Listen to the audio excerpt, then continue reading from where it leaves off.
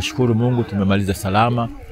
Na kubwa zaidi tumepata kuwapima vijana wetu kwa sababu tunaelekea katika mechi ya ligi. Japokuwa tunajua lini tutacheza, lakini tuna mechi mbili ngumu sana ambazo tunacheza Pemba, mechi ya Mwenge na Tekeleza, ni mechi ngumu. Na ligi hizi mechi 10 kwa kweli ni mechi ngumu sana kwa sababu timu zote zimejipanga ili zifanye vizuri katika hizi mechi 10. Na sisi vile vile tumejipanga, ndio maana tumetafuta mechi kama hii ambayo itatusaidia kupata mwanga ni tuongeze na nini tupunguze katika mazoezi yetu. Matayarisho yako vizuri, tunashukuru kwa hilo. Namshukuru Mungu sana kwa hivyo.